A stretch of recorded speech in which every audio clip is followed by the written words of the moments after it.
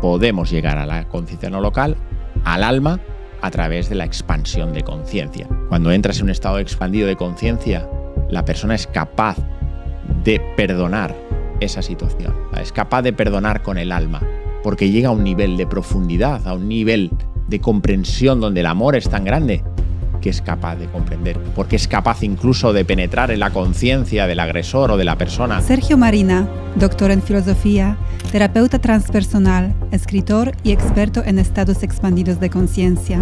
Hace más de 20 años acompaña procesos de transformación. Hoy explica qué pasa con nuestra conciencia después de la muerte y cómo liberar traumas que vienen incluso de otras vidas. Si en esta vida la persona tiene miedo al agua y es porque en otra existencia se murió ahogado, tenemos que ir a ese momento y revivir como fuese ahogo. Liberar eso que está atrapado y que el inconsciente, aunque haya sido de hace 3000 años, a día de hoy lo vive como real, lo vive como presente. Y lo somatiza en el cuerpo. Claro, evidentemente. Cuando hay muerte física, sabemos ya a ciencia cierta en las ECMs que estabais hablando antes que no pueden haber alucinaciones. No pueden haber alucinaciones porque es que la conciencia, en este caso local, está parada. ¿Por qué la persona revive todo lo que revive y puede escuchar una conversación a 3 kilómetros y puede saber todo lo que está pasando en esos 10-15 minutos que puede estar muerto? Porque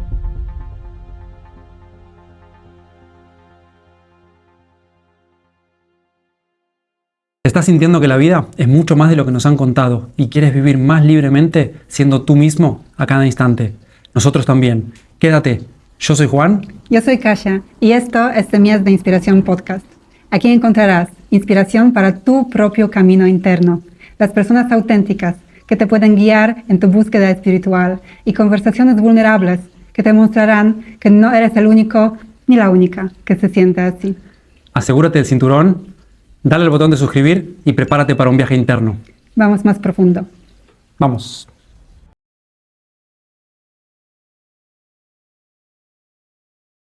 Bueno, hoy vamos a ir a un viaje del alma. Mi hija se llama Alma. Wow, Cada vez que hablamos de alma qué bonito. me acuerdo de ella. Qué lindo. Pues vamos a ir a un viaje del alma y ya sabemos que en este plano terrenal hay mucho por hacer. Pero también sabemos que existen unos planes sutiles donde se pueden alcanzar con los estados expandidos de conciencia. Y es una era muy pionera.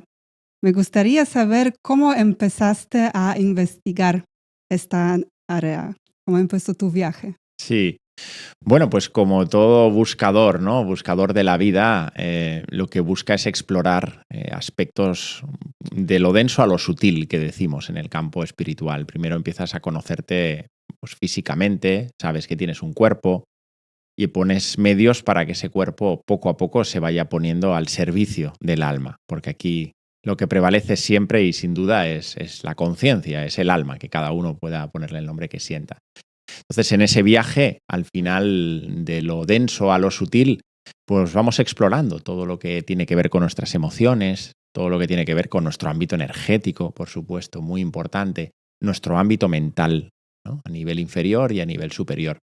Y luego llega un momento que en el ámbito espiritual uno tiene que vivir la experiencia profundamente, es decir, no quedarse tanto en lo cognitivo-conductual, tanto en la razón, tanto también en los sentidos, sino que de qué manera se puede explorar lo profundo, lo sutil, lo que realmente no se ve, pero que emana lo visible. Y es ahí donde entran los estados expandidos de conciencia.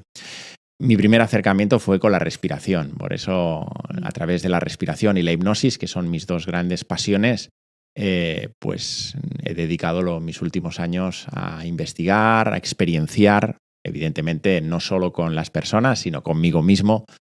Y me di cuenta que en esos estados podemos primero conocernos mucho más, conocernos en profundidad, tocar el alma, tocar la conciencia. Porque en esos estados expandidos de conciencia vamos de lo que entendemos la conciencia no local, local, la conciencia más cerebro, entre comillas, hacia la conciencia no local, a lo que entendemos como el alma. Es decir, podemos llegar a la conciencia no local, al alma, a través de la expansión de conciencia. Es la única vía que tenemos. Y es un estado propio de todo ser humano. No es que hay algunos que puedan ir, otros que no, sino que es una facultad, es una capacidad que es intrínseca propia del ser humano. Y ese fue el viaje. Empezar con la respiración y ahí me di cuenta de que, bueno, pues hay otras realidades, hay otras formas de conocernos, hay otros registros que el alma lleva consigo. Y siempre estuviste tan abierto para estas experiencias, porque yo me encuentro con muchas personas que le da miedo simplemente hablar sobre experiencias más expandidas, a veces sobre simplemente silencio y en cosmos infinito le da miedo, Claro, a veces sobre vidas pasadas le da miedo. claro. Entonces dices que por una parte es nuestra naturaleza y por otro hay tanta resistencia. ¿Tú no tenías esta resistencia al principio? Bueno, siempre hay miedo, ¿verdad? Siempre hay una parte y hay que saber observar esa parte nuestra, que es el miedo a lo desconocido, el miedo a la incertidumbre, el miedo pues a lo que de alguna manera entienden con los budistas la aniquilación, ¿no? Que es algo que es intrínseco. En el momento ya de nacer, dicen que ahí aparece el primer impulso de la muerte, ¿no? El miedo a morir. Solo cuando ya nacemos, sacamos la cabeza. Wow. Los budistas eso lo tienen pero que muy claro, ¿no? Evidentemente siempre hay resistencias, pero tenemos que entender que los estados expandidos de conciencia, si lo tuviéramos que resumir de alguna forma muy sencilla para todo el mundo, aunque no esté en el campo espiritual o no le interese lo más mínimo, sería esa facultad que tenemos todos los seres humanos de estar presentes en la tridimensionalidad del cuerpo, es decir, en este aquí ahora. Pues estamos charlando tan ricamente, ¿verdad? Estamos aquí presentes, somos conscientes, sí, somos conscientes, pero en un estado expandido de conciencia no solo tenemos la capacidad de estar aquí conscientes, atentos, conversando, sentir nuestro cuerpo, sino que además podemos estar en otros lugares y en otros momentos, siendo conscientes a la vez. Eso es un estado expandido de conciencia, es decir, abrir la conciencia a no solo la tridimensionalidad del psicocuerpo, a lo que entendemos como el tiempo lineal, pasado, presente y futuro, sino que explorar las leyes y los principios que rigen la conciencia eterna, que es el no tiempo. El no tiempo. Y ese no tiempo le permite al alma poder explorar todo lo que tiene que ver con la conciencia. Vida presente, por supuesto, aspectos de momento dado de nuestra vida, desde que nacimos, aspectos incluso que tienen que ver antes de que entendemos la pregestación, antes incluso de que nosotros fuéramos un proyecto de vida. También se puede explorar. Exploramos la vida intrauterina, todo lo que vivimos hasta el último segundo, lo que sentía mamá, lo que sentía papá, cómo nos sentíamos nosotros, cómo fue nuestro nacimiento, quién nos puso las manos cuando sacamos la cabecita en el momento de nacer, absolutamente todo. Podemos revivir todo eso porque eso está registrado en aspectos de lo inconsciente. Cuando hablamos de lo inconsciente, yo siempre digo que son las memorias del alma. Son las memorias del alma. Entonces podemos ir a la vida sistémica, todo lo que tiene que ver con nuestros ancestros, nuestra parte más transgeneracional. Podemos explorar nuestra dimensión energética y, por supuesto, lo que entendemos como las vidas pasadas y el espacio entre vidas. Seguramente, pues lo más inefable que podemos vivir, experimentar, porque es nuestro verdadero hogar, el espacio entre vidas. Entonces, hasta todo eso, la conciencia en esa atemporalidad y multidimensionalidad que rige la conciencia no local, insisto, que no es una conciencia de la mente, sino asociada a lo interno, a lo profundo, a lo sagrado, nos permite explorar todo eso. O sea que fijaros qué registros podemos tener. Y los antiguos lo vieron muy claro. Los antiguos, por eso se dieron cuenta que para salir de la cárcel de nuestra mente, de esta matriz de la que sabemos todos que evidentemente vivimos, de las cárceles de nuestra mente y de nuestro ego, del subyugo del ego, hay que expandir, hay que abrirse a otra realidad y eso permite tener contacto con la totalidad, sentirse uno, formar parte de ese todo, ¿no? Sí. Y eso es real, eso se puede experimentar, no es algo teórico. y no, evidentemente no hace daño, ni genera traumas, ni todo lo contrario. En eso me gustaría entrar un poco más profundo y explorar cómo uno se siente en la sesión cuando empieza a entrar en estos estados, porque yo tuve una sesión de hipnosis donde iba a entrar en un estado expandido de conciencia, y aunque la psicóloga me explicó que todo el tiempo voy a estar consciente, que no tengo que tener miedo porque no voy a hacer nada que me va a hacer daño, no voy a llegar más lejos que puedo en este momento de mi vida. Efectivamente. Pero sin embargo, como no estaba preparada a lo que me va a pasar en el momento cuando entro en este estado. Y mi experiencia era que de repente, después de unos movimientos de ella, yo sentía como si mi conciencia empezó a bajar, pero era como algo hasta físico. Y como no lo esperaba, lo paré. Claro.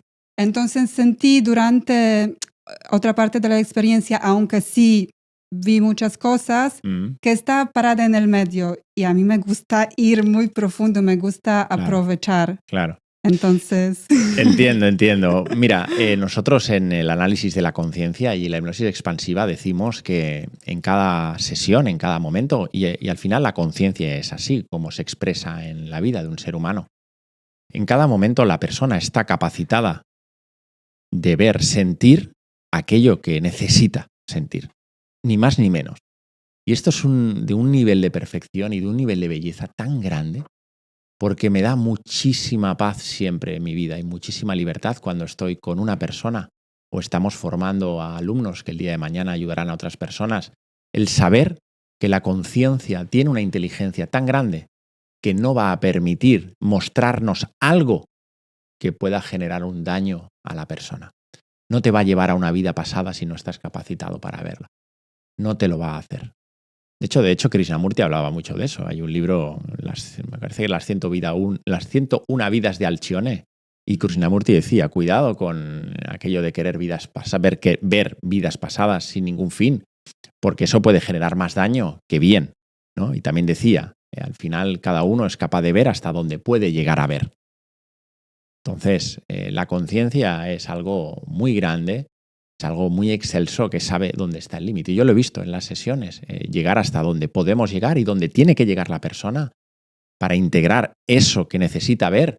Y luego en siguientes sesiones podemos ver cómo la conciencia le permite ya poco a poco entrar hacia otros aspectos. Es decir, hay un nivel de inteligencia muy grande que una cosa es lo que quiera el ego, porque al ego le encanta ver vidas pasadas, le encanta ver, sentirse que es Cleopatra, sentirse...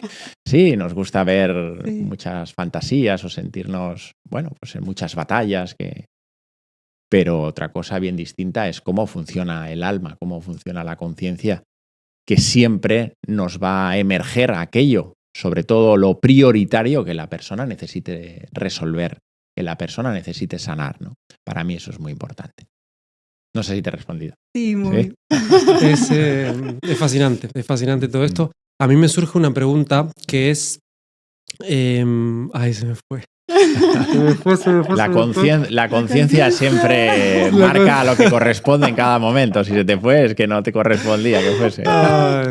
Pero es muy interesante, porque yo justamente quería decir que nosotros creemos que hemos tenido varias experiencias con estados expandidos de conciencia, y quería decir que tú, Juan, tenías 1, 2 por lo menos. Eso era lo que yo quería preguntar, porque recién comentabas que así como estamos sentados en esta mesa con este nivel de conciencia, estamos aquí. En el cuerpo, tridimensionalmente hablando. Sí, correcto. Y de este mismo momento también podemos estar con la conciencia expandida en este momento. Hay que encontrar el mecanismo para entrar en el estado. Ahora no estamos expandidos. Claro, pero por ejemplo, yo tenía entendido que por ahí en la meditación o en una hipnosis o estar sentado, uno puede acceder, y nosotros creo que hemos accedido a estados expandidos de conciencia en la meditación. Correcto. Es verdad que hubo una situación en la que yo tuve un estado expandido de conciencia con ojos abiertos, fue la única, pero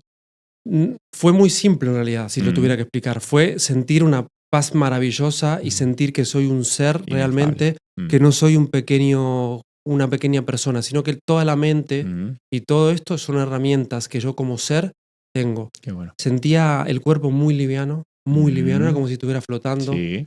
Me causaba mucha gracia porque sentía mucho esta parte, que me acuerdo que ella había vuelto de Vipassana y había dicho que te hacían concentrarte en esa parte. Sí, esa parte. Yo la sentía muy fuerte sin tener que concentrarme en eso.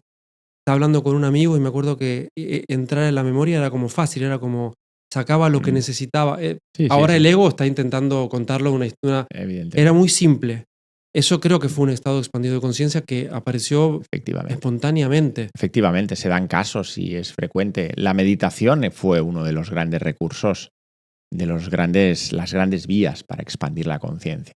Evidentemente la meditación seria, porque es verdad que la meditación hay que ver y entender qué es lo que se está haciendo para meditar, porque hay mucha confusión sobre meditar, visualizar y bueno, entendemos, me hablas de Vipassana y eso es una meditación seria, una meditación de profundización, de un nivel ya de penetración importante.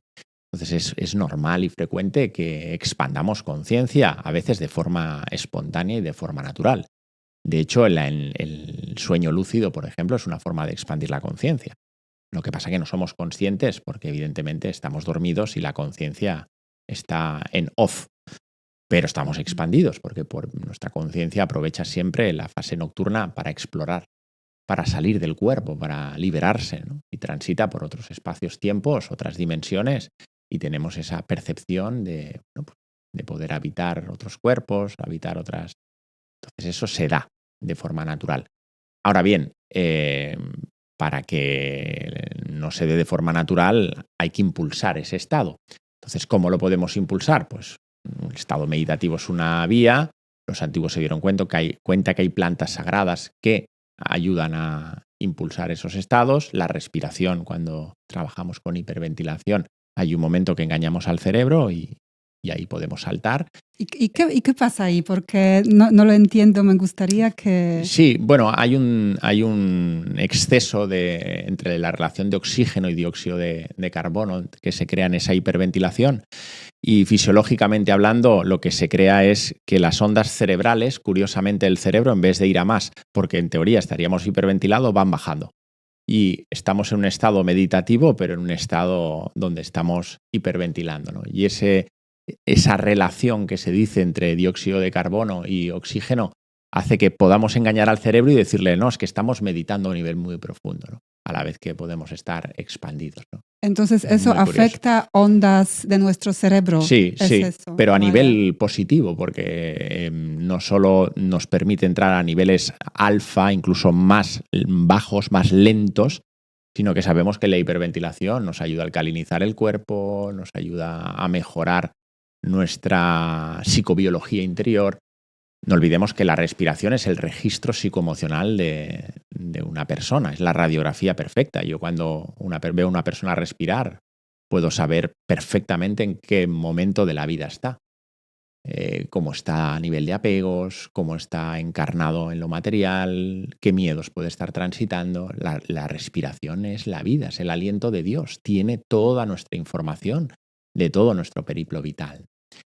Esa es la respiración y es natural, es algo que está en nosotros. De hecho, es el único mecanismo en el cuerpo que tiene una dimensión consciente e inconsciente. Es decir, cuando meditamos y en Vipassana, que trabajamos la primera parte con samatha, es atención, y luego entramos en penetración profunda, que es Vipassana, la respiración se tiene que hacer consciente, ¿no? Es decir, ponemos el soporte meditativo en la respiración y somos conscientes.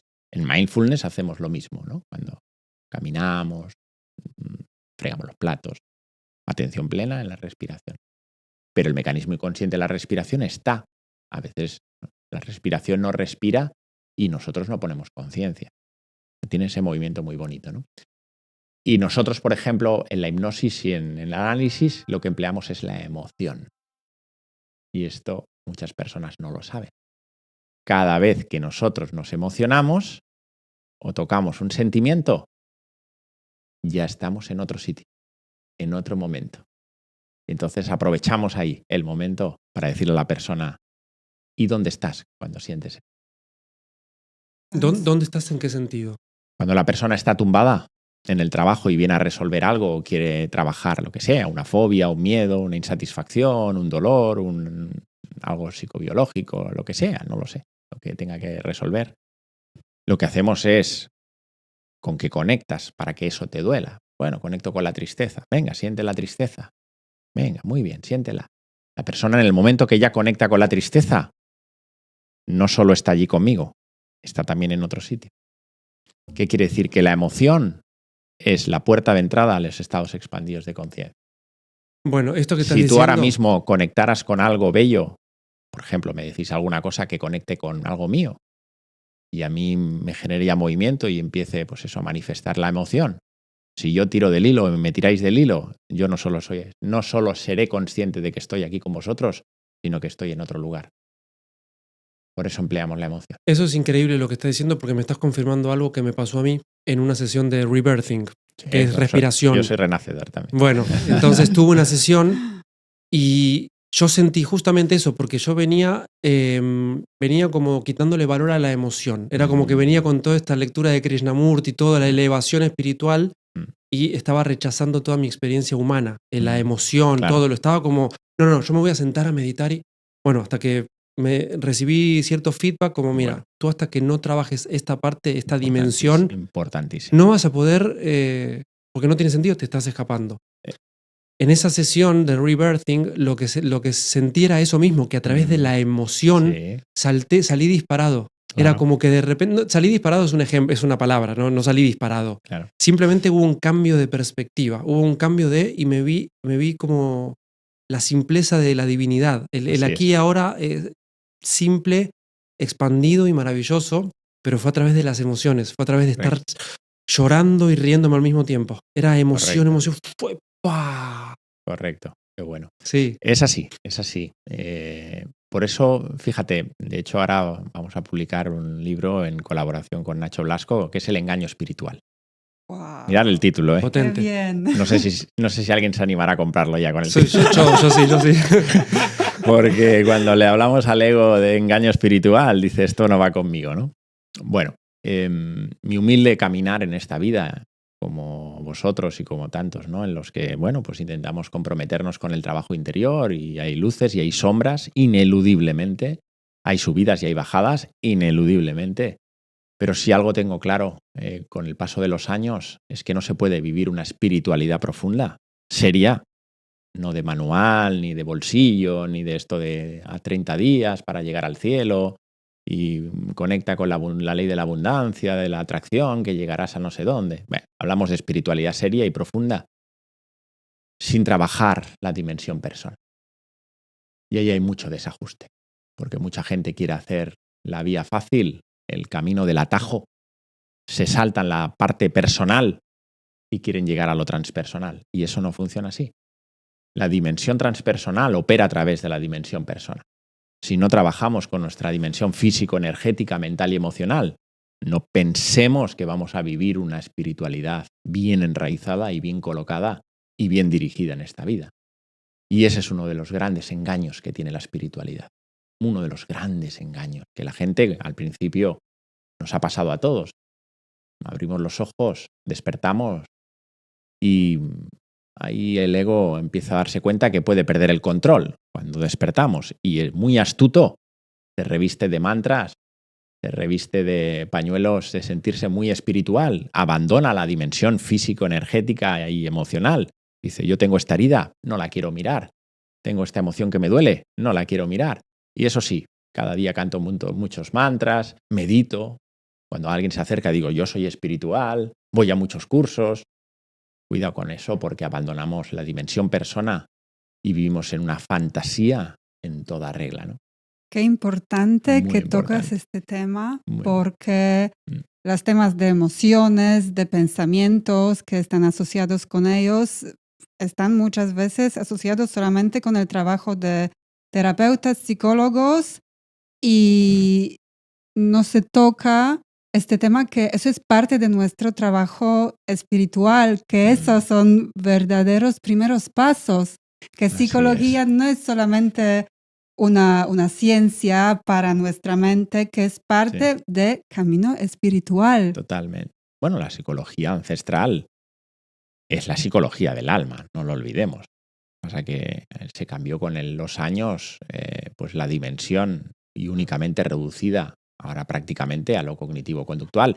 Es verdad ya que la cuarta fuerza de la psicología transpersonal, cada vez está teniendo más fuerza y vamos a ir tarde o temprano hacia ese camino de lo transpersonal que une la dimensión persona y, como dice la palabra trans, va más allá de la dimensión persona, pero la integra. La dimensión psicoemocional la integra dentro de lo espiritual. Ese es el camino, ¿no? Del que está emergiendo con mucha fuerza esta cuarta fuerza de la psicología. Pero los antiguos, y de hecho la palabra psique, ¿no? Estamos hablando del alma, la ciencia del alma. Y si uno todavía se remonta más atrás, la psicología empieza con un ser. Y a mí, que me gusta la tradición oriental, los textos de señor Siddhartha Gautama, ese es el mayor psicólogo de la historia. Yo no he conocido otra persona que sea capaz de estudiar la mente y el sufrimiento humano desde la dimensión tan profunda que nos regaló el señor Gautama Buda.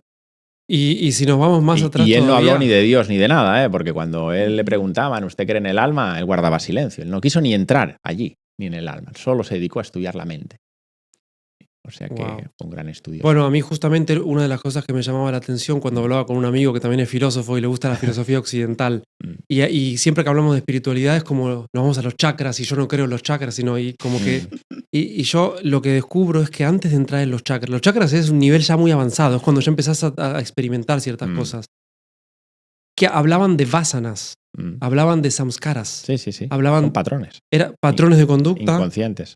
Ya hablaban Huellas, de eso. Registros. Eso es lo primero de lo que hablaban en el Advaita Vedanta. Ya lo tenían hace no sé cuántos miles de años. Así es. Primero eso. Luego vamos al ser, luego vamos a los estados expandidos de conciencia. Antes era eso, era observar qué vasanas tienes. Así es. Para poder trascenderlos. La parte inconsciente, por eso nosotros en el análisis y en la hipnosis expansiva trabajamos mucho con el inconsciente. Para nosotros el inconsciente es la llave, que son las memorias del alma. Y ahí lo que hacemos es intentar sacarle piedras de la mochila a la persona. Pero ya vamos a esa dimensión persona, más allá que luego podemos, evidentemente, trabajar con lo transpersonal. Pero el propósito es quitarle y aliviarle el dolor y el sufrimiento a esa persona. Porque si hay dolor y sufrimiento en esa persona es porque ha tenido experiencias traumáticas que están en su psicocuerpo o que necesitan encontrar la luz, ineludiblemente. Y ya puedes cantar muchos mantras, que no digo que no vayan bien, por supuesto, si tienes la intención y la dirección adecuada.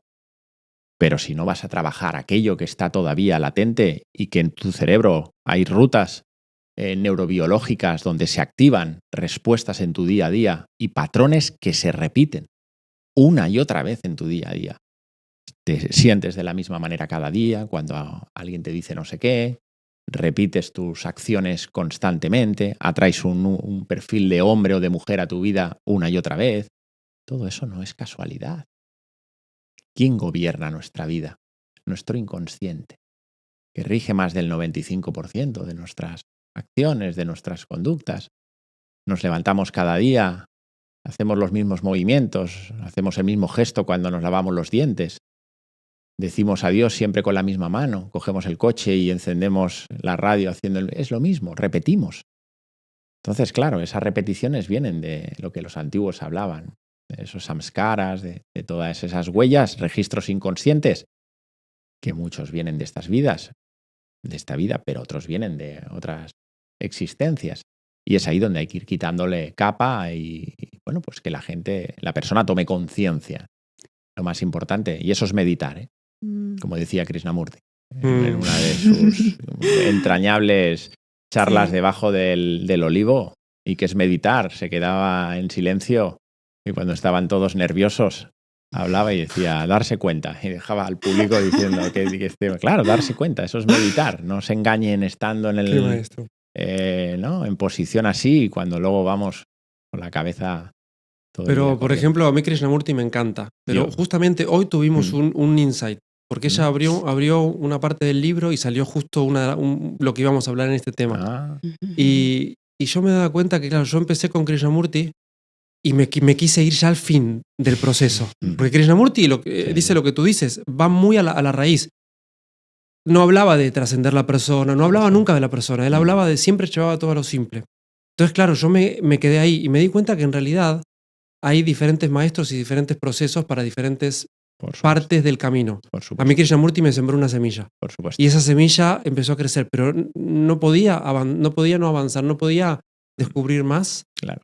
A menos que, y ahora estoy empezando a descubrir todas estas cosas, y que te sientes ahora con nosotros a charlar todo esto, a mí me está explotando la cabeza porque yo estaba rechazando todo.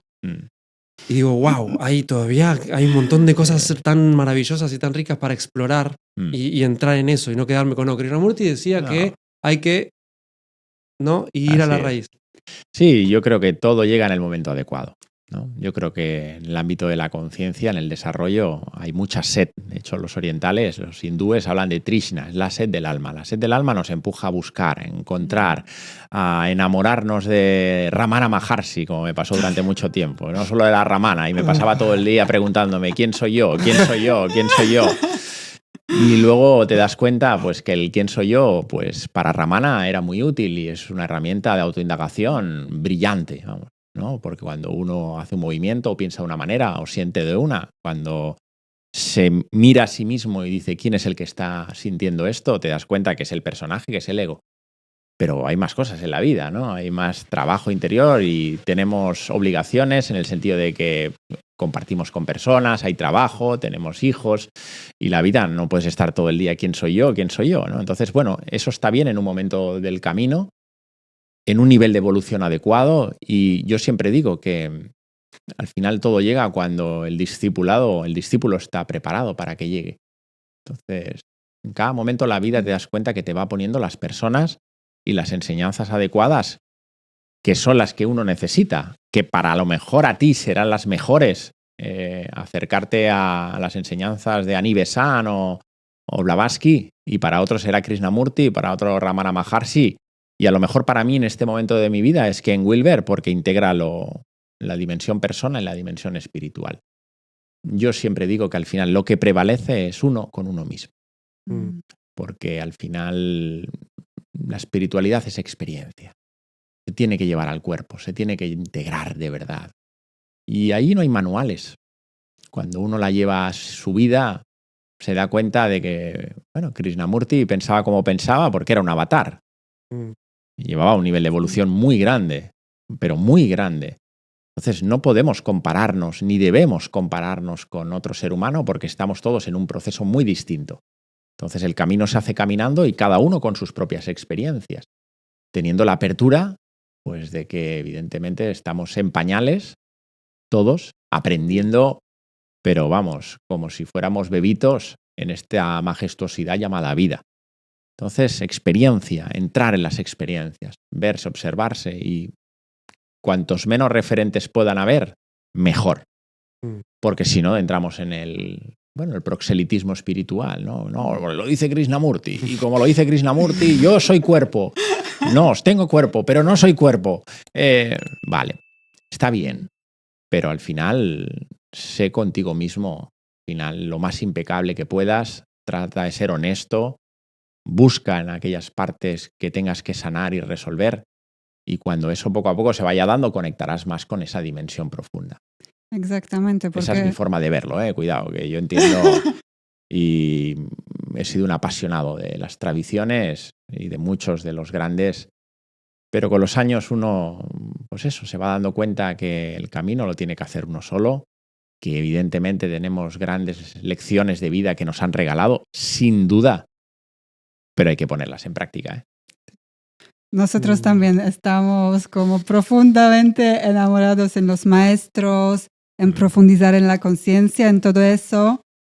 Y al final me conecto mucho con lo que dices, porque hasta que tú no tengas tu propia experiencia de todo eso, esta parte espiritual de saber es como muerta. Para mí es muerta. Hasta que no lo experimenté, no podía entender.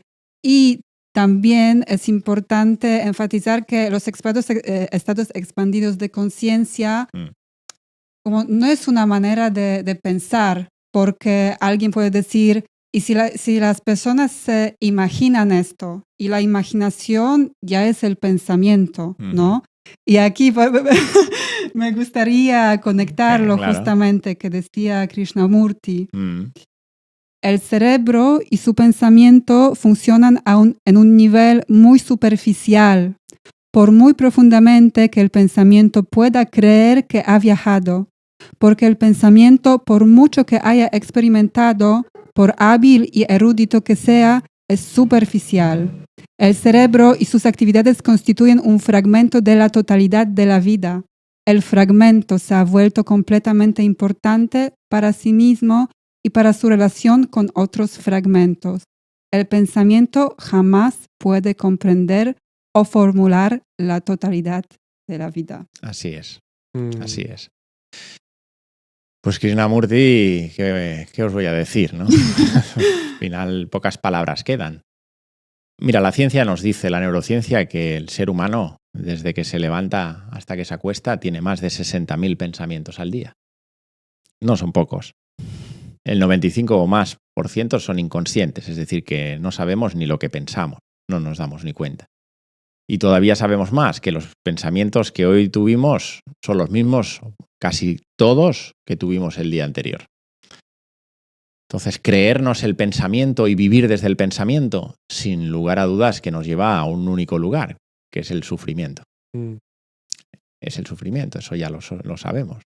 Evidentemente que tenemos pensamientos y vamos a tenerlos siempre, y no hay nadie que, por muy erudito que sea, deje de tener pensamientos y deje de sentir emociones. Y eso fue una de las preguntas que le hice a un sabio, para mí de los más sabios que he conocido en mi vida, sigue en vida, es un maestro Advaita, y una vez en un pequeño encuentro muy íntimo, yo entiendo que él está iluminado y lo percibo así, un estado de ecuanimidad perfecto, de equilibrio, pues del samadhi que ellos son capaces de alcanzar en muchos momentos. Y mi gran pregunta fue, entiendo que estando iluminado no se sienten emociones, no hay pensamientos, o eso cómo funciona. Y para mi sorpresa me di cuenta que no. Ellos tienen pensamientos, ellos sienten, pero hay una diferencia. Que ellos no se identifican con eso que sienten y con lo que piensan. Y ahí está el trabajo interior. Es decir, ellos pueden sentir la tristeza, pero no se identifican a ese estado. Como pudieran sentir la alegría. Entonces, para mí es importante porque en esa dimensión persona podemos dar un pasito más allá, y en los estados expandidos de conciencia no solo nos quedamos en el pensamiento, sino que subimos un nivel más y podemos llegar a la comprensión profunda. El pensamiento no da comprensión, el pensamiento da razón. Y la razón, para Rudolf Steiner, era el primer grado de evolución del ser humano. Él decía que habían 4 niveles de conciencia, y la razón y el trabajo con los sentidos es el primer nivel, dentro de los 4 que Rudolf Steiner destacó en la evolución de una conciencia. Con lo cual, pues el pensamiento da para lo que da, pero nos deja ver la realidad como es. Nos permite interpretar la realidad como la queramos ver o como pensemos que la realidad tiene que ser. Pero los estados expandidos de conciencia nos aportan un nivel de profundidad, un nivel de comprensión, y comprender no es entender. Comprender es algo distinto, es poner el foco de la conciencia en aquella situación dolorosa para ti que no entiendes desde la mente, como un padre o una madre puede hacerle a un hijo lo que le hace con 6 años. Cuando entras en un estado expandido de conciencia, la persona es capaz de perdonar esa situación, porque lo ve a los ojos de la conciencia, porque es capaz incluso de penetrar en la conciencia del agresor o de la persona, de papá que le está haciendo algo. Es capaz de perdonar con el alma, porque llega a un nivel de profundidad, a un nivel de comprensión donde el amor es tan grande que es capaz de comprender. Incluso, y así lo hacemos en los trabajos de expansión de la conciencia, con el análisis de la conciencia, le decimos a la persona, vas a entrar en la conciencia de esa persona y vas a ver por qué obró de esa manera con el nivel de conciencia. Y cuando están dentro de la conciencia, claro, se dan cuenta, pues vivió lo que vivió, su padre lo trató mal, no sé cuántos, y entiendo y comprendo por qué eso lo ha hecho y lo ha repetido conmigo. O sea, para que veáis hasta qué nivel, porque al final lo que no se comprende a un nivel superior no se puede integrar. Eso te quería preguntar sobre la integración, porque, por ejemplo, nosotros hemos tenido instantes de comprensión. Es que en ese momento estás, justamente pasa mucho en la práctica. Nosotros practicamos yoga. Ahora estamos haciendo Kriya Yoga. Muy bien. Y muchas veces durante la práctica sentimos que estamos en estados expandidos de conciencia, porque es como que a mí lo que me pasó en una práctica fue que me siento, empiezo la práctica y empiezo a tener pensamientos sobre una situación y siento culpa, mucha culpa sobre mi actuar en esa situación. A medida que voy practicando, de repente empiezo a sentir, yo hice lo que podía y bla, bla. Sigo y enojado, y ira. Voy subiendo hasta que en un momento siento aceptación y perdón por mí mismo, por toda la situación, ¿no? Y eso lo siento. Y es como siento que estoy entrando en esa comprensión. Claro. Pero luego vuelvo.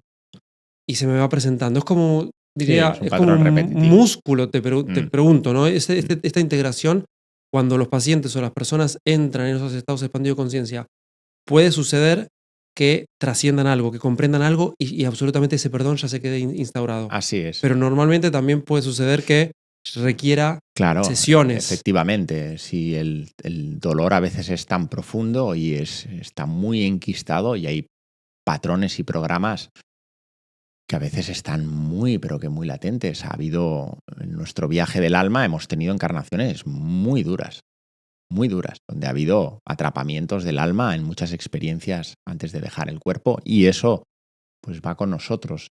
Entonces lo que hacemos es quitar carga, quitar energía en esa experiencia, en ese anclaje emocional que uno lleva.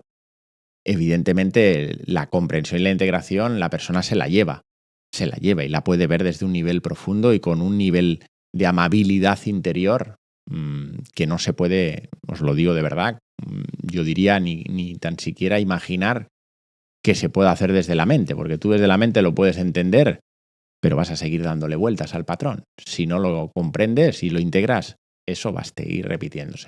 Entonces, la mayoría de veces es verdad que eso, si se trasciende, no se vuelve a replicar, pero también hay momentos y experiencias que son terribles, que lo que se hace es quitarle mucha carga, y evidentemente luego hay que seguirse. Hablamos de residuos emocionales que luego hay que volver otra vez a hacer otro trabajo a lo mejor para seguir, evidentemente, depurando pues cualquier memoria emocional que quede todavía subyacente.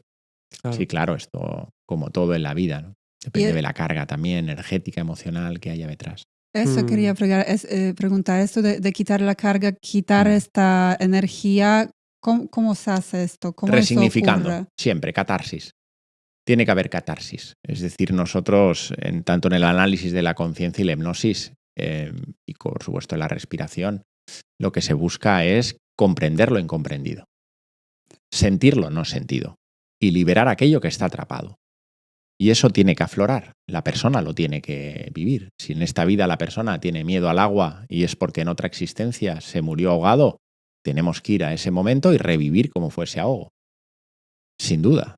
O si realmente pues tienes asma en esta existencia y a lo mejor el trabajo nos lleva a que estás ahorcado en la horca y te están apretando, pues eso tenemos que ir a ese momento y revivir y tener una catarsis y que la persona pueda liberar de su psicocuerpo esa experiencia, sin duda. Si queremos crear rutas neurobiológicas distintas, tenemos que liberar eso que está atrapado y que el inconsciente, aunque haya sido de hace 3000 años, a día de hoy lo vive como real, lo vive como presente. Y lo somatiza en el cuerpo. Claro, evidentemente. Todas las emociones tienen un registro. Estas enseñanzas hace 2500 años las explicó Buda. No solo nos explicó el Dharma con las famosas noble camino óctuple, sino también nos habló de que cada vez que nosotros tenemos un pensamiento, lo primero lo registra el cuerpo. Y luego nos damos cuenta, pero está en el cuerpo. Y bueno, lo triangulo con la nueva medicina germánica, que es una de las enseñanzas que me gustan y me apasionan, el legado del Dr. Hammer, y él se dio cuenta de la gran relación que existe entre el pensamiento y la emoción, entendido como un shock y un trauma que vivimos, el impacto que tiene el cerebro, y el cerebro como sala de máquinas le manda la información al cuerpo. Hay una tríada indisociable muy, pero que muy interesante. Entonces, cuando comprendes que las emociones no solo es que estén en el cuerpo, sino que además tienen un registro en el biológico en el cerebro y que son huéspedes, no es que sean buenas ni malas, sino que es un patrón psicoemocional de energía que necesita ser liberado, necesita ser comprendido y liberado. Por eso las catarsis, de hecho, son prácticas que los antiguos siempre hacían. En la antigua Grecia tenían templos, no solo de ensoñación, sino tenían templos donde practicaban las catarsis emocionales como herramienta de liberación emocional y de resignificación emocional. Porque si no resignificas, te vas a quedar dando vueltas en la razón y sin saber de dónde viene, claro. Claro, porque ese momento, entrando más profundo en esta experiencia, el momento cuando yo viví la hipnosis y sí, de repente se dispara una emoción conectada con mi memoria.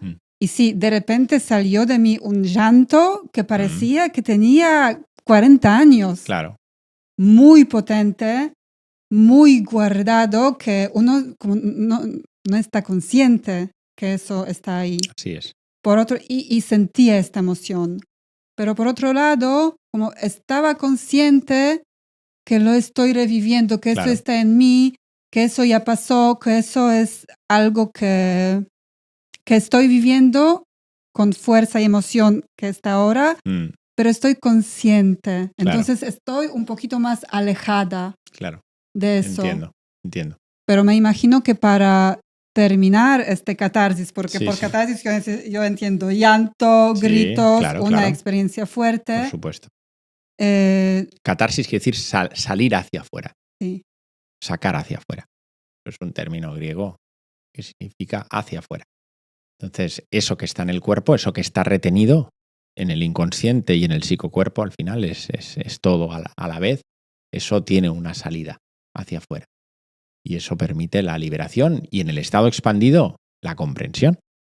Y tú guías los pacientes por esta experiencia también. Evidentemente, sí. En el análisis hay una estructura que seguimos para que, pues en cada momento la persona pueda ir liberando, comprendiendo, perdonando, aceptando y siendo consciente, claro, todo lo que pasa, pero en ese estado atemporal, pues si la ansiedad que está viviendo en su vida presente, pues quizás el origen viene de mamá que perdió el trabajo en el 6º mes de embarazo y está sintiendo esa ansiedad y esa ansiedad no es suya, pues claro, tiene que tomar conciencia de que esa ansiedad no le corresponde, que era de mamá.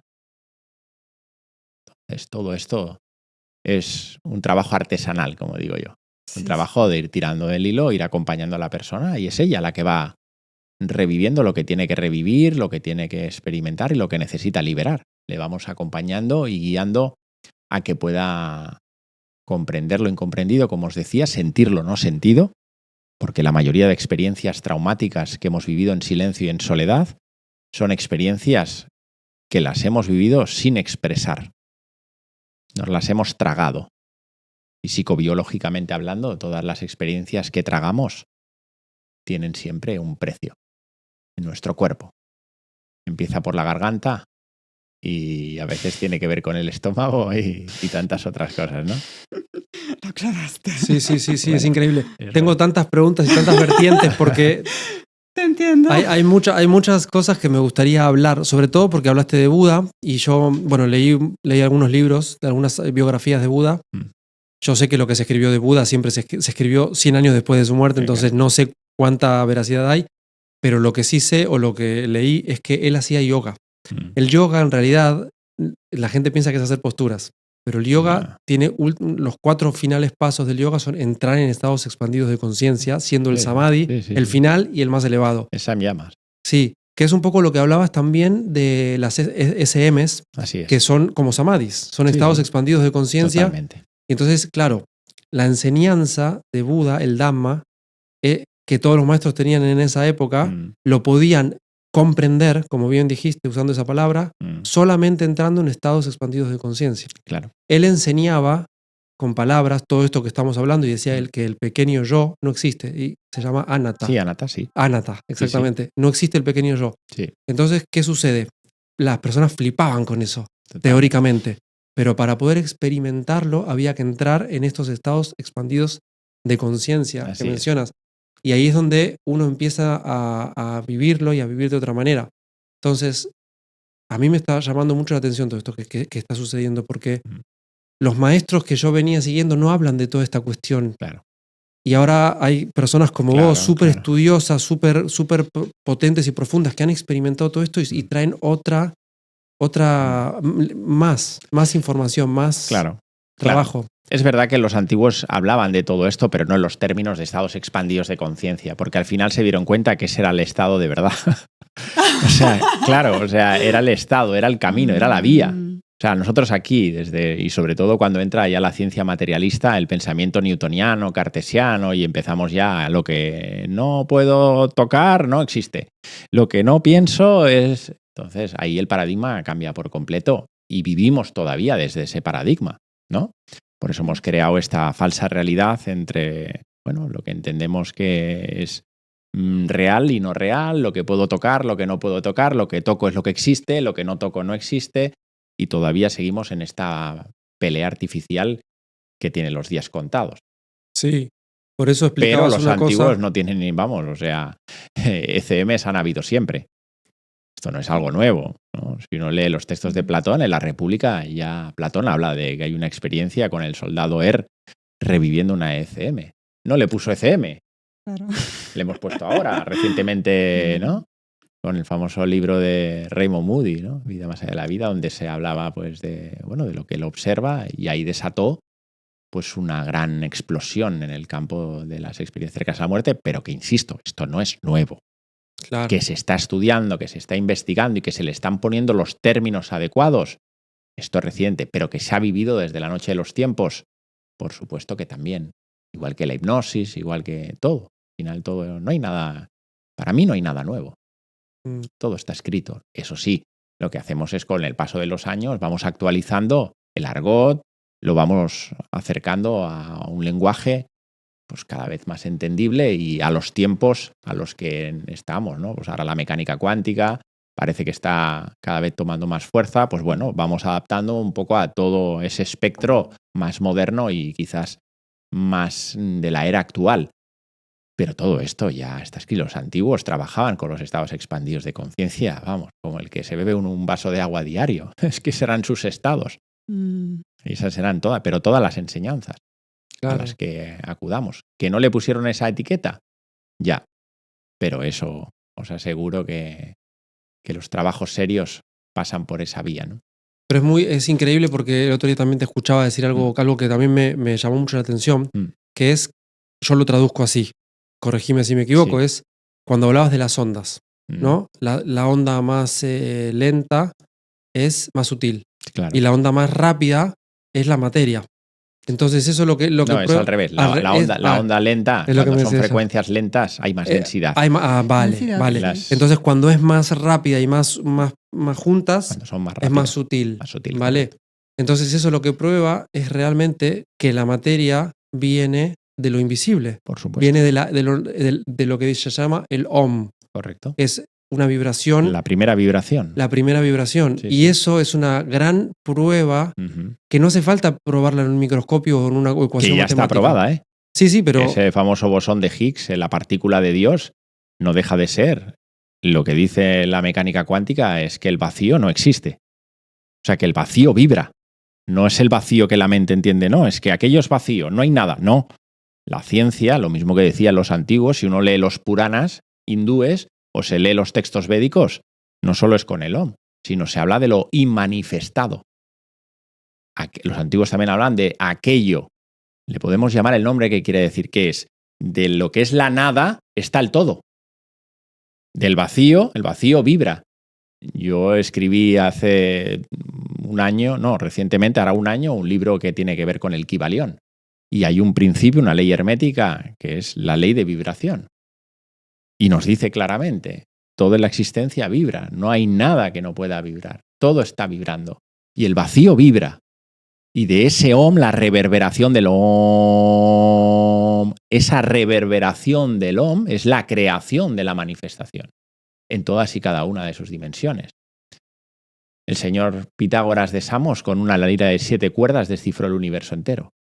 La misma teoría actual de astrofísica de 7 niveles o 7 dimensiones o 7 cuerdas, de supercuerdas, el señor Pitágoras de Samos se dio cuenta que tocando una lira y viendo la vibración que tenía cada cuerda, fue capaz de escribirlo con nitidez. O sea, esto va a un nivel muy profundo y simplemente pues hay que abrirse a la posibilidad de que lo que no vemos tiene más pinta de lo real que lo que vemos, sin duda. Y que lo que vemos es una manifestación de una realidad intrínseca que es subyacente, que es la que realmente mora y sostiene todo, sin lugar a dudas.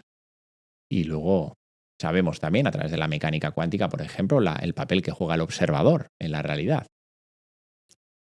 Claro, puedes, ¿no? Nosotros sabemos, pero puedes contar. Bueno, claro, al final el papel de la conciencia. Si no hay conciencia, no hay realidad. Si no hay alguien que observa, claro, la materia o la energía no se hace más densa. Claro. Y según quien observa, claro, también esta manifestación es diferente. Efectivamente. Al final son estados de conciencia. La mecánica cuántica, en términos espirituales, nos habla de estados de conciencia, de grados de conciencia en la evolución del ser humano. Según el nivel de conciencia que uno tenga, va a haber una realidad, colapsará una realidad u otra. Colapsar la realidad, quieres decir, cambia percepción, ves más o más allá. Efectivamente. Que una persona pueda ver un micro de color negro, otro lo pueda ver azul, incluso la persona espiritual aquí no vea ni un micrófono, solo vea una vía energética para poder expresar. Y eso lo va a determinar el nivel de conciencia, el estado de conciencia del ser humano. Y eso depende de su evolución. Y es así. Y eso para mí es física cuántica 100%. Lo que me costó entender a mí, porque cuando decimos vea, que una persona vea, lo primero que piensa es en los ojos. Claro. Pero en realidad no es ver con los ojos. Por ahí con los ojos puede estar viendo un micrófono, pero está entendiendo otra cosa, está comprendiendo otra cosa con su estado de conciencia. Así es. Eso para mí es lo más difícil de entender cuando hablamos del cuerpo, ¿no? Es así. Porque todo esto que hablas también tiene mucha correlación con los koshas del yoga, los diferentes cuerpos. El primero es el cuerpo de la alimentación, es el cuerpo físico. Pero luego hay 5, creo que son, no sé si son 5 o 7. Hay 7, me parece. 7 capas, en la 7 envolturas. 5, en el hinduismo 7, nosotros hablamos de constitución septenaria que son 7. Sí, son pero bueno, 7. al final todo hablamos de lo mismo. Y entonces, eso que sigue cuando el cuerpo físico dejamos el cuerpo físico. Claro. ¿Qué cuerpo es el que sigue? ¿Cuál es el alma? ¿En dónde estaría el alma? Sí. El proceso de eso también lo vemos en el trabajo, por ejemplo, de hipnosis, ¿no? Cuando una persona la llevas a otra vida, tiene que evidentemente ver su cuerpo desde otro lugar. Entonces, eso también lo podemos ver en consulta y vemos cuál es el proceso natural de una persona cuando deja el cuerpo. Pero en términos generales, lo que sucede es lo siguiente. Nosotros, el cuerpo físico, cuando llega el momento final, no lo marca la parada del corazón. No lo marca el corazón.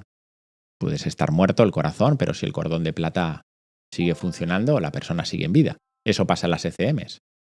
Que el registro dice hay parada cardiorrespiratoria, el corazón está parado, es muerte clínica 100% y la persona vuelve. ¿Pero por qué vuelve? Porque su cordón de plata, el hilo energético que lo mantiene en vida con el prana, la energía vital, con el aliento de Dios, eso sigue intacto. Cuando se rompe el cordón de plata, el último suspiro, ahí sí que ya lo primero que desencarna es el cuerpo físico, el vehículo más denso. A partir de ahí, entre 24, 48 y 72 horas, depende del nivel de evolución de la persona, el cuerpo energético se va desintegrando, ¿vale? Acostumbra a salir siempre por la zona occipital, y sale como un racimo de energía violeta. Por eso muchas personas en los tanatorios ven como una neblina violeta, a veces personas que están acompañando al difunto también lo observan en cementerios, mucha gente lo ve como una forma de fantasma, pero bueno, es el resquicio del doble etérico. Es el molde que tiene... ¿Sería el segundo cuerpo ese? Sí, el segundo. De hecho, en el ámbito, por ejemplo, de la Constitución Septenaria, no lo vemos como un cuerpo tal, porque es un soporte, es el molde en el que se inserta el cuerpo físico y tiene una estructura exactamente igual que el cuerpo físico. De hecho, está a 2 dedos del cuerpo físico y bueno, no lo vemos como un cuerpo, pero bueno, entendemos que puede ser un vehículo también que soporta el cuerpo físico. Luego está el ámbito por nivel de vibración y densidad, tenemos lo que es el ámbito emocional, el cuerpo astral. Ese cuerpo astral y el cuerpo emocional, que son los dos vehículos siguientes que están llamados a la disolución, son los que una vez abandonamos el cuerpo físico en el plano físico, lo que entra al siguiente nivel vibratorio, que es el plano astral, entramos con otro vehículo de conciencia. Hemos dejado el cuerpo, ¿con qué entramos? Con el cuerpo emocional y el cuerpo mental, además del espiritual. En ese plano astral, precisamente entramos con ese cuerpo para ir depurando nuestras emociones y nuestro ámbito mental. Tiene diferentes grados, podríamos estar muchas horas aquí hablando, pero bueno, es diferentes frecuencias y lo que hacemos es dejar las emociones, comprender bien nuestro proceso, soltar apegos, etc, etc, etc. Está escrito también los tibetanos con los bardos, diferentes. Bueno, allí que dejamos, cuando ya hemos dejado ese cuerpo, soltamos normalmente el cuerpo emocional primero y soltamos luego el cuerpo mental. Y luego para acceder a nuestro verdadero hogar, a lo que entendemos el espacio entre vidas, ahí solo accedemos con el ropaje espiritual, ¿no?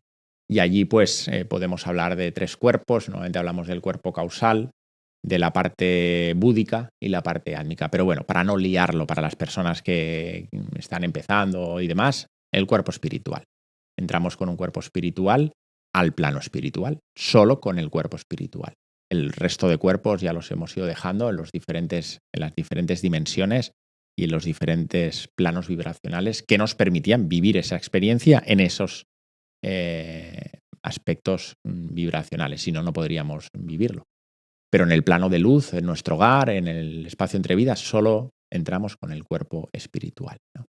Recién hablabas del cuerpo causal. El cuerpo causal supongo que es todo el karma. Claro, o sea que vamos con eso y luego eso es lo que nos hace volver a encarnar. Por eso se habla de liberar del karma para luego encarnar cada vez más liviano, por decirlo así. Sí. El cuerpo causal tiene 3. O sea, cuando uno se acerca a la fisiología oculta del cuerpo causal, se da cuenta que hay 3 aspectos muy importantes en el cuerpo causal. Yo he hablado mucho en algunas conferencias sobre este cuerpo porque es un cuerpo muy interesante.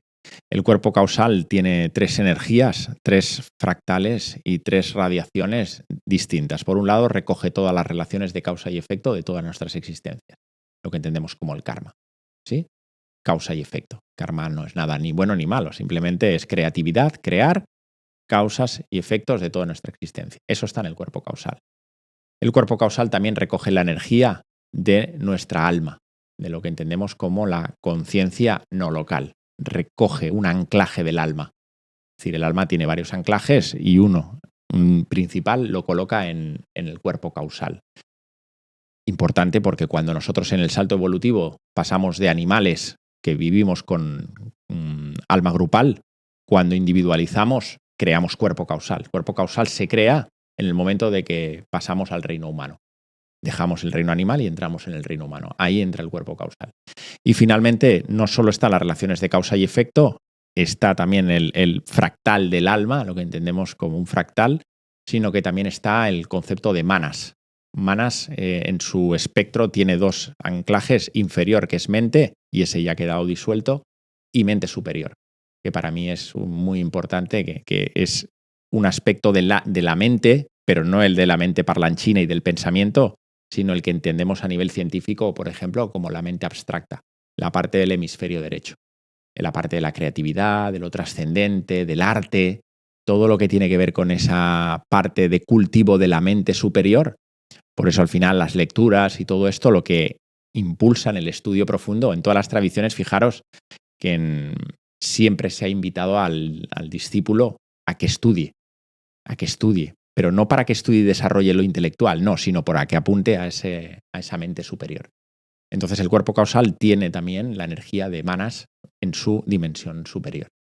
Entonces, claro, hablamos de una tríada muy potente, el cuerpo causal. Pero bueno, esto da para mucho y es muy profundo. Es una sabiduría de yo me quedo en la hipnosis y en otro nivel que para el día a día. Pero para las personas les ayuda mucho. Por eso, para perder el miedo a la muerte, es importante cultivar esta mente superior. Claro.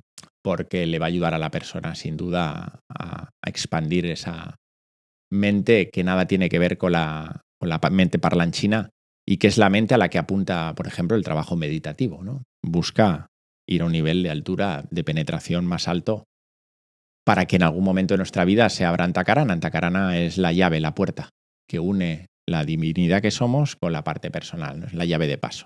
Entonces, eso los yogis, por ejemplo. Pero bueno, vamos a terrenalizarnos. Y a mí me encanta. A mí me encanta esto. Sí, no puede ser sí. Pero volviendo al tema de mente, porque sabemos que la conciencia no está en nuestro cerebro, no está. Sí es. Y esta conciencia es... La conciencia no local. No local. Muy bien. La conciencia de que todo, todo se localiza y todo surge, lo material, ¿no? Y después hay mente de que hablamos, mente parlanchina y mente de creatividad superior.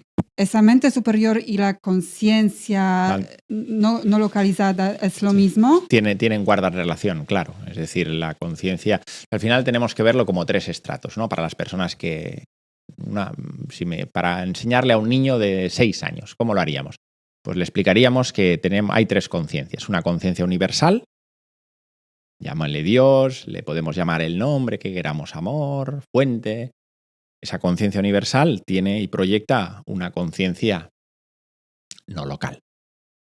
Es la conciencia no local, es el alma, como hemos dicho, que cada uno le puede poner el nombre que quiera, que depende y que tiene un fractal de eso, y es donde vamos a ir y donde nos vamos a unificar con la conciencia universal.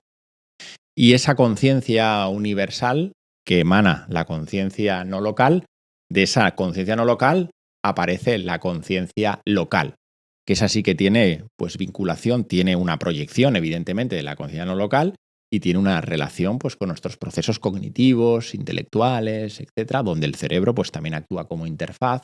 Y es por eso está todo tan unido. O sea, no, que evidentemente tras la muerte física, cuando hay muerte física, sabemos ya a ciencia cierta en las ECMs que estabais hablando antes, que no pueden haber alucinaciones. No pueden haber alucinaciones, porque es que la conciencia, en este caso local, está parada. Eso es interesante. El cerebro, creo que son a los 10 segundos, no recibe nada. Ni oxígeno, nada, está totalmente aniquilado. Entonces, ¿por qué la persona revive todo lo que revive y puede escuchar una conversación a 3 kilómetros y puede saber todo lo que está pasando en esos 10, 15 minutos que puede estar muerto? Y visitar todo y saber con detalle todo lo que se pueda uno imaginar. Porque hay una conciencia no local, que es atemporal y que puede estar en todos los sitios al mismo momento. Esta es la clave de esto. Y de hecho sabemos ya científicamente también que esa conciencia es la que no muere. Es la que no muere.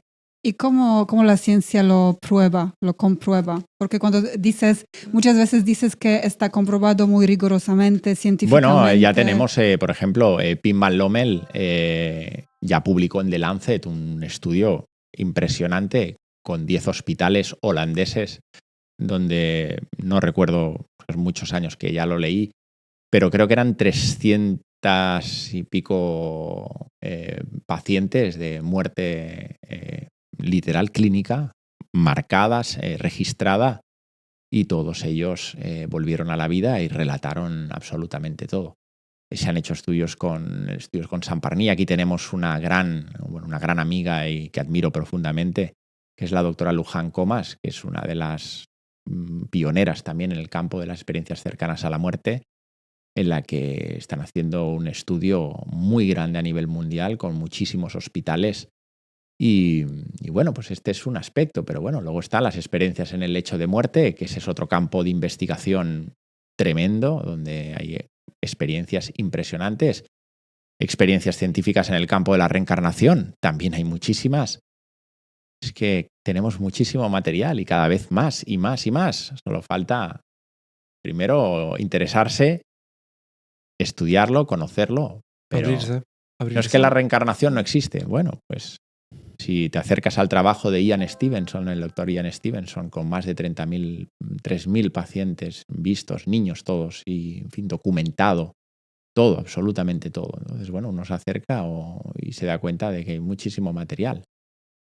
Entonces, esto es real, ¿no? Y el campo de las ECMs ahora es un mundo muy trabajado y que, insisto, tenemos grandes seres humanos que han trabajo de... Ahora mismo os hablaba antes, cuando empezábamos, Iben Alexander es un neurocirujano que no creía en absolutamente nada. Neurocirujano, lo más escéptico a lo espiritual, a todo esto, y tuvo una ECM muy importante que le cambió la vida. Y ha registrado su experiencia en libros maravillosos, con una apertura y un rigor científico muy grande, ¿no? Está el doctor Bruce Grayson, hay un elenco, aquí tenemos ahora a Manel Sanz, el doctor Manel Sanz Segarra, que también habla pues, de la supraconciencia, con algunas experiencias que ha vivido con experiencias cercanas a la muerte, en fin, que hay muchísimo material, ¿no? Y al final esas experiencias son las que de alguna manera nosotros en el análisis de la conciencia y la hipnosis expansiva tratamos de replicar, sobre todo y principalmente lo que se asemeja a eso que no todos vamos a vivir. Eludiblemente habrán almas que tengan esa suerte, pero no todos tendremos esa suerte. De vivir una ECM es la inducción al espacio entre vida. De hecho, Iben Alexander replicó esa experiencia que él tuvo a través de un estado de hipnosis y es un estado de inefabilidad máximo. Lo que se vive en la ECM, más allá del propósito final, que es la transformación de ese ser humano de por vida, si hay un rasgo para saber si una ECM es real o no, es que haya transformación en esa. Como un samadhi, dicen que el Nirvikalpa Samadhi transforma al ser, lo transforma por completo. Sí. Claro, hay cambios neuronales, ¿no? Bueno, hay cambio de todo, hay cambio de todo en la existencia ya, los gustos, las preferencias. De hecho, también hay estudios que dicen que muchos cuando acaban una ECM, pues luego dejan a sus parejas, porque es normal al final, pues aquellos intereses que tenían con aquella persona ahora pasan a ser secundarias. Hay una escala, la escala de Grayson, que se analizan muchos ítems de la persona, de lo que ha vivido, pero aunque solo tenga uno de esos aspectos, es llamativo. Yo he tenido la suerte y tengo buenos amigos y grandes amigos que han pasado por experiencias cercanas a la muerte. Y si hay algo que llama la atención es cuando tocas ese tema, se ponen a llorar. O sea, tienen un estado de apertura tan grande de lo que vivieron que te cambia la vida, ¿no? A todos los niveles. Pierdes el miedo a la muerte, ineludiblemente, claro. Es la confirmación total. No existe, no puede existir. Y eso es lo que nosotros enseñamos también a los alumnos, la experiencia y la inducción al espacio entre vidas, ¿no? Son experiencias muy profundas, muy inefables, donde en un estado de trance replican ese estado de inefabilidad y de éxtasis. Yo lo he vivido varias veces, doy fe, por supuesto. Para mí no hay ninguna otra experiencia más inefable que esa. Y creo que en estados expandidos habré trabajado con todo lo que existe, o quedarán pocas cosas. Y claro, ir a tu hogar, ir a tu verdadero hogar, a tu origen, y sentirte de esa manera y comprenderlo todo y poderlo sentir a ese nivel, expresarlo se queda corto, solo se puede vivir. Es como una ECM, ¿no? Al final, por eso muchos no lo expresan hasta el cabo de un año, 6 meses, porque todavía les cuesta digerir lo que han vivido. Wow. Es muy potente. ¿Tú presenciaste unos viajes así de la gente que llegó al hogar del alma? Sí, claro. Como acompañante he tenido la suerte de poder disfrutar, ¿no? Porque es verdad que es un trabajo serio, es un trabajo importante, donde hay que dedicarle mucho amor a esa experiencia, mucha dedicación. Son muchas horas, pero es una experiencia muy bonita, inefable, ¿no? Ver la persona que está en un estado de éxtasis, de trance, que te está relatando con un nivel de precisión que a veces es difícil, no sabría qué deciros, ¿no? Entonces yo, sabiendo el lugar que ocupo, que evidentemente tengo que estar acompañando, pero yo entro en un estado expandido, unificado con esa persona. Cuando yo, ayer mismo, por ejemplo, con una experiencia, una inducción al espacio entre vidas, hubo un momento que yo sentía que estaba con esa persona experimentando lo que estaba experimentado, porque se crea un campo de conciencia unificado en estas experiencias. Nos pasa en el análisis de la conciencia que cuando la persona está expandida se crea un campo muy grande y se unifica el campo, que eso se dice, ¿no? De hecho, esa es otra teoría que está estudiada también científicamente, ¿no? La teoría de los campos mórficos, ¿no? De Ruppel Sheldrake. Entonces, bueno, todos estamos unidos, ¿no? Todos estamos unidos, pero no es ese todo es uno que en el mundo espiritual nos gusta mucho. Eso hay que experimentarlo. Y esa experiencia es muy bonita. Eso es inefabilidad. Es el éxtasis. Es lo que en yoga se habla, como decías tú, ¿no? El samadhi. Es el samadhi. Samadhi tiene diferentes niveles porque todavía hay con semilla, sin semilla y todavía... Pero bueno, claro, eso nos dicen samadhi, pero es que ni nos lo imaginamos, ¿no? Sí. Eso no se puede imaginar hasta que no lo experimentas. Cuando lo experimentas te das cuenta de que ya está. Ya no hay nada que hacer. Lo fastidioso es cuando tienes que volver al cuerpo. Claro, pero eso, mira, ahora encadeno con lo que recién decías. No todos tenemos la suerte o tendremos la suerte de vivir una SM.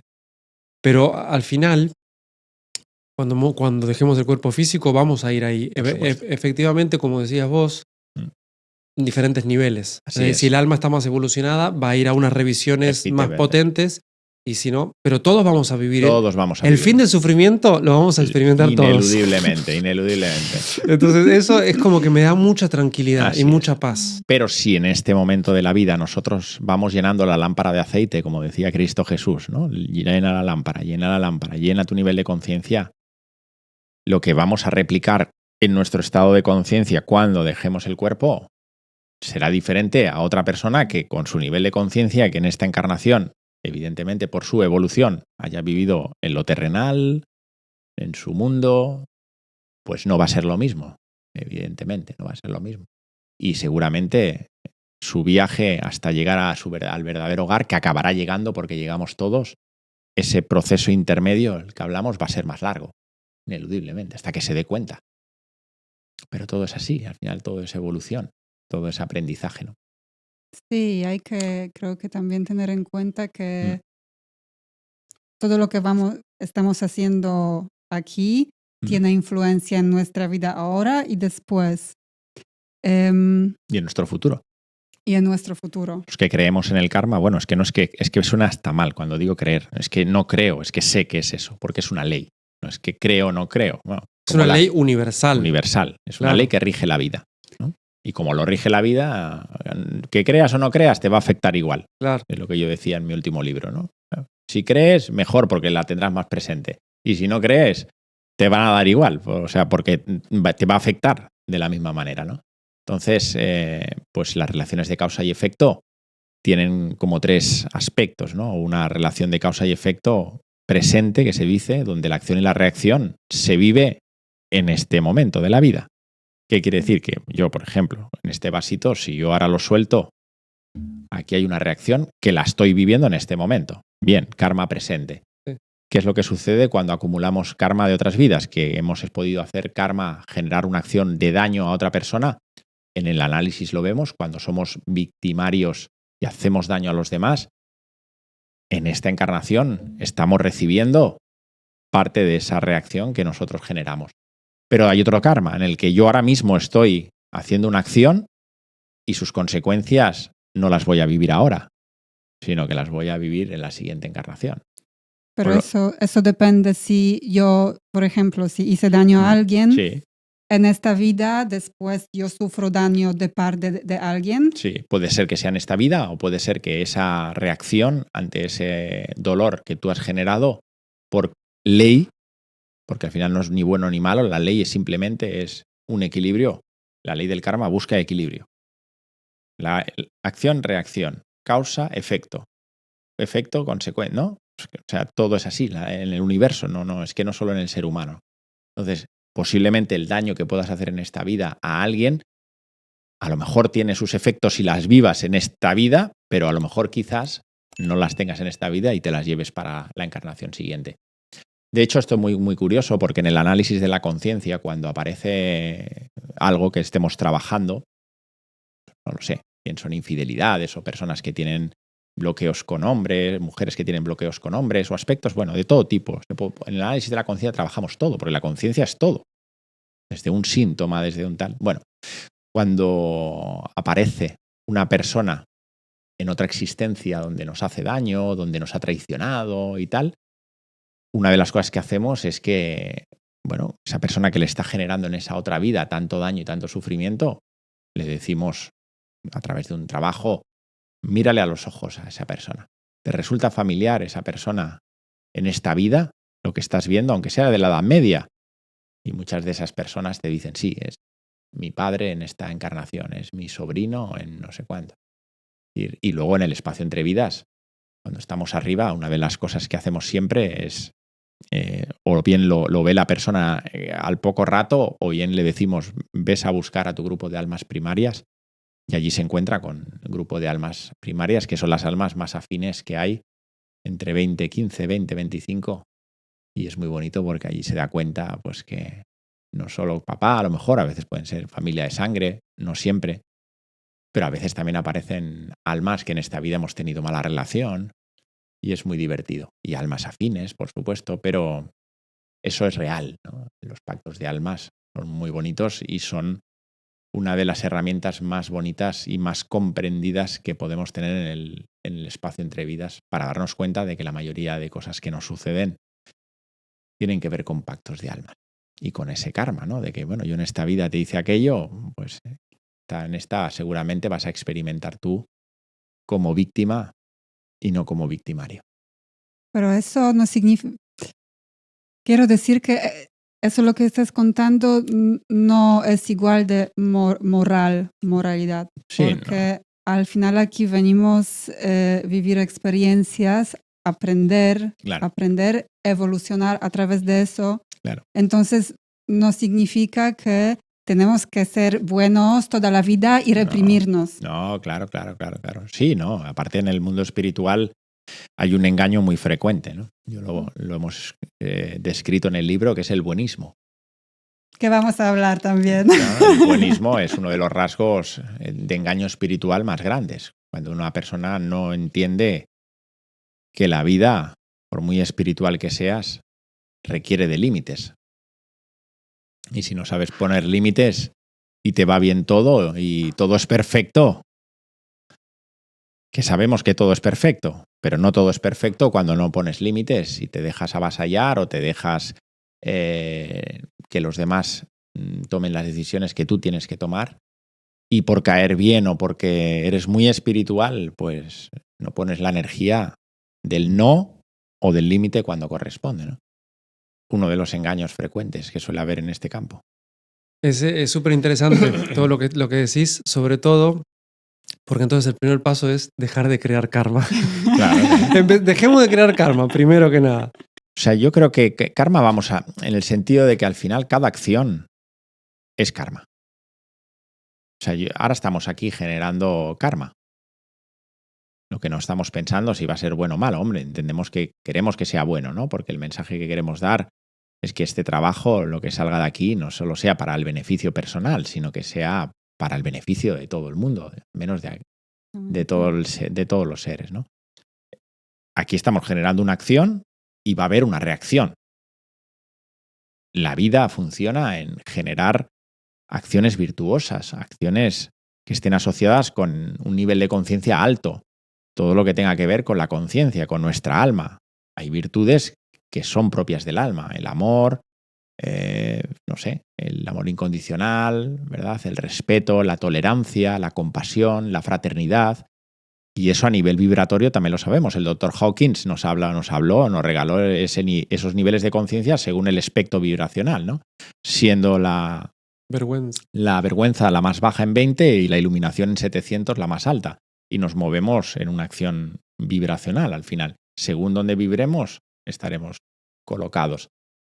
Entonces, bueno, pues uno de los trabajos de nuestra existencia es intentar hacer el bien, intentar sumar en la vida de los demás, por supuesto, atendernos siempre nosotros en primera instancia y vivir de acuerdo a las virtudes del alma.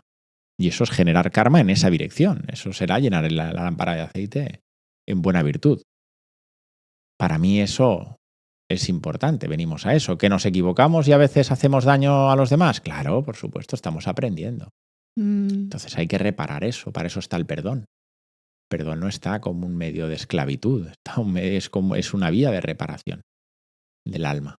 No es te perdono a ti porque así yo, no, eso es ego.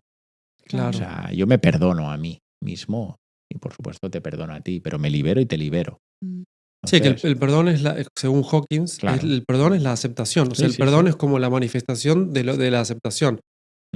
Pero ya me volvió lo que quería decir sobre el karma. Era que vos hablabas de cuando las personas llegan a esos estados, al hogar del alma, y luego vuelven y hacen cambios rotundos, porque han quemado una gran cantidad de karma en esa experiencia.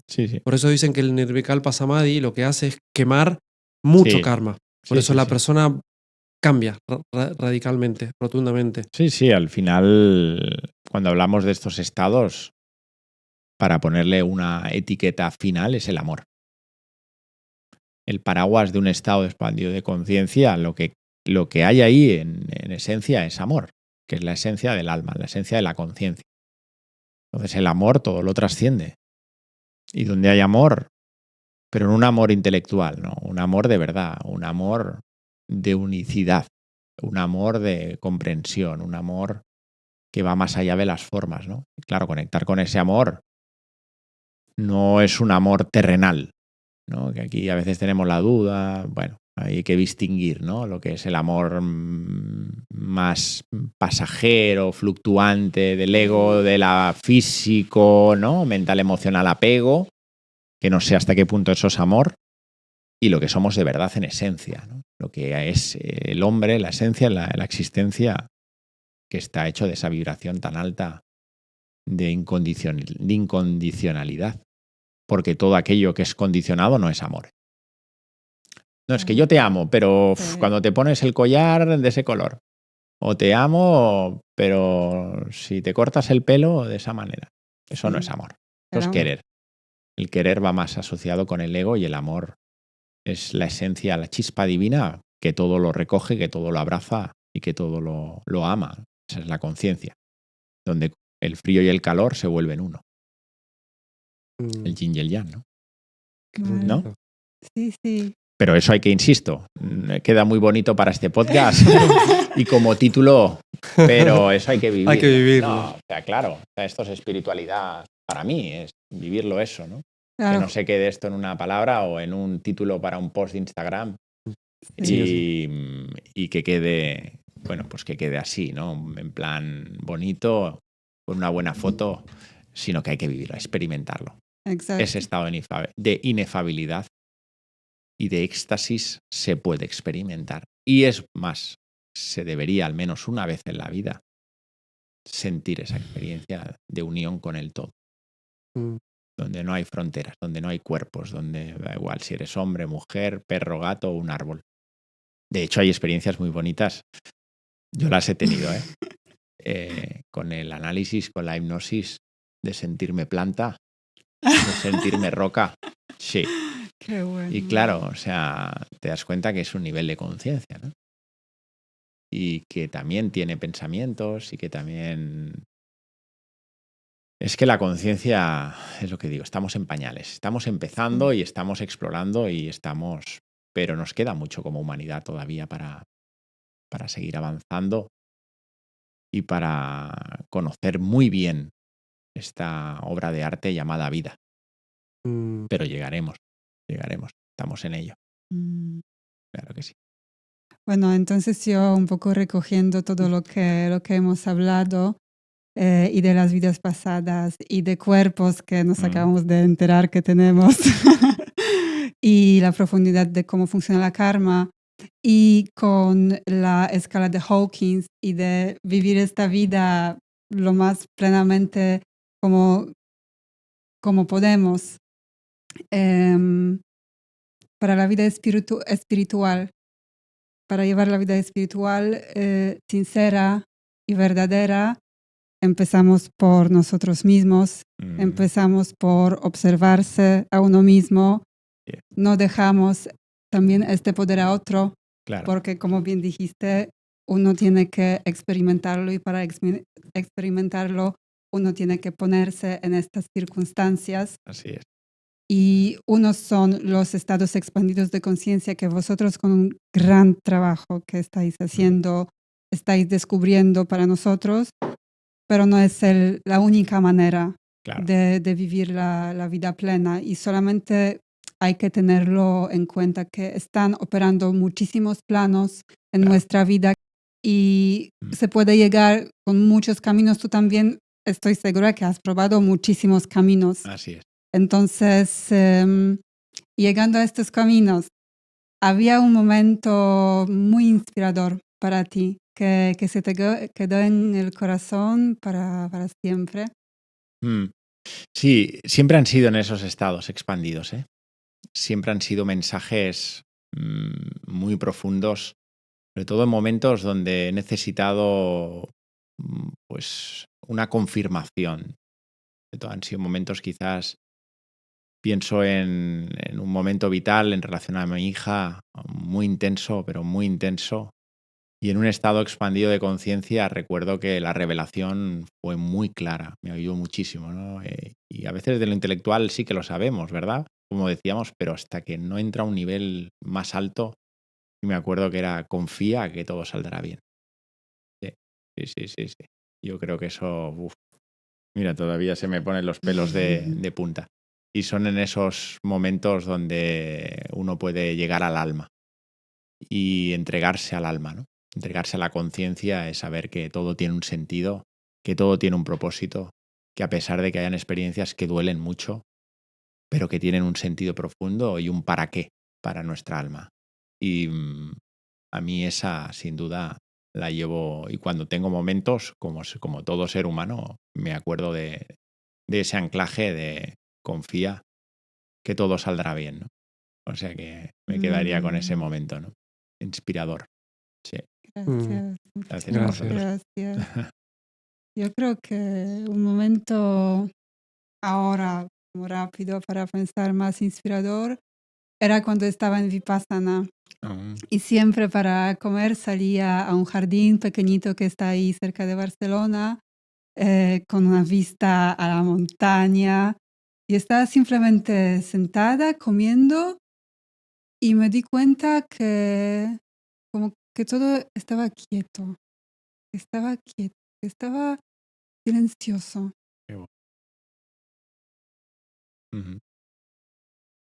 Y enseguida vino a la mente, estás sanando tu linaje femenino. Y me empecé a reír. Claro. Y me empecé a reír como de Sí. volver otra vez a esta vida, pero ya con... Son destellos, ¿no? Una fragancia, el alma tiene... Bueno, esa es la inspiración del espíritu. Por eso hablamos de inspiración, porque viene del espíritu. La intuición, que es el susurro del alma.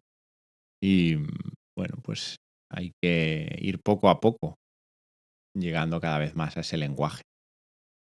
Y trabajando, porque el camino hay que hacerlo. Y esto es día a día y día a día. Y pico pala, como decimos aquí. Pico pala.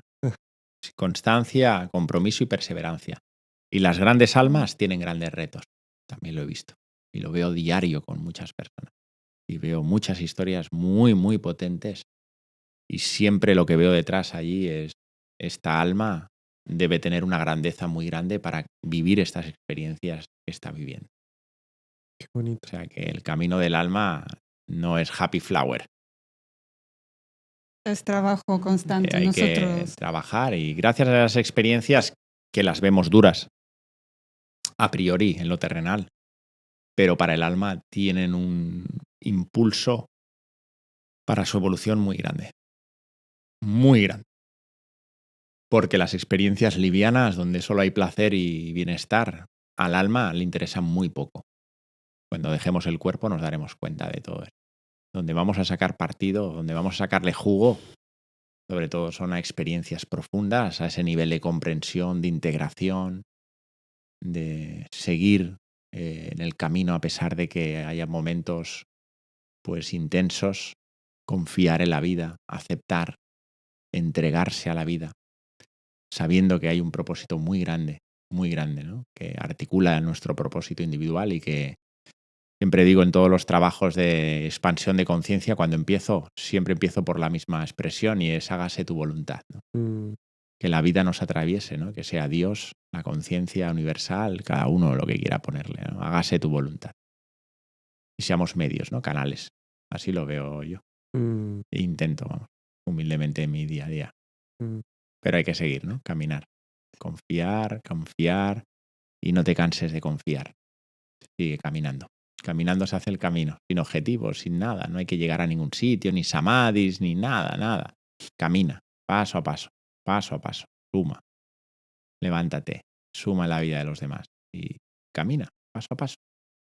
Y ese caminar diario, ese camino, ya es la meta, ya es el objetivo. Cuando no quieres llegar a ningún sitio, ahí se abren las puertas del templo, dice la tradición, ¿no? En fin. Wow. Poco más. Gracias. Puedo decir. Qué bonito. Sí, hermoso. Bueno, una pregunta así para... Si tuvieras que dirigir una película de tu propia vida, ¿a qué género pertenecería y cómo se llamaría? Pues que, fíjate, me encantaría replicar la película de Nuestro Hogar de Chico Xavier.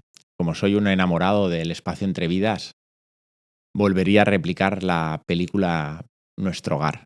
Me dedicaría, pues eso, a vivir allí, a ayudar a lo que fuera, con los maestros, con los guías, en el hospital ayudando a sanar a otras almas. Y haría una película muy parecida a la que nos enseñó el gran Chico Xavier, la cual recomiendo a todas las personas que escuchen porque es una bellísima obra que relata fielmente lo que vivimos en el espacio entre vidas.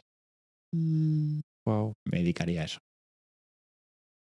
Bueno. No sé si esperabais James Bond o esperabais... No, mira, cada película es una sorpresa. Hay personas que te dicen de acción que no te lo esperas para nada. Hay personas que te dicen de amor y todo es así, es mágico. Qué bueno. Bueno, pues nos quedamos con el chiste que no te vamos a perdonar. Que sabemos que es reto. Chiste, es verdad, el chiste. Wow, ¿y yo qué chiste os comento? Uno. Mira, además me acuerdo que salió en un retiro Vipassana. Hablabais de Vipassana, en uno Vipassana, no sé quién lo contó y no sé si lo recordaré bien, pero lo voy a hacer en muy sencillo, pero es curioso. Dice, ¿sabéis por qué los budistas no emplean la aspiradora en los rincones? ¿Por qué? Porque viven en desapego. Creo que no lo entendí. Bueno, porque no emplean el aspirador en los rincones de los lugares porque viven en desapego, porque bueno, pues oye, lo suelto. Vale. Bueno, Sergio, muchísimas gracias. Muchísimas gracias. La verdad, fue un deleite esta conversación. Fue maravillosa. Me alegro, gracias. Estábamos ahí nerviosos para saber si íbamos a poder estar a la altura. Vamos, por supuesto. Pero la verdad es que fue delicioso. Muchas gracias. Gracias a vosotros y enhorabuena por el proyecto y que llegue allí donde tenga que llegar, a muchas almas. Gracias a vosotros. Gracias. Muchas gracias. Vale. Gracias. Gracias a vosotros. Qué maravilla. Un abrazo. Qué regalo. Gracias. Gracias por mirar. Dale click al siguiente video para continuar tu viaje y no te olvides de suscribirte.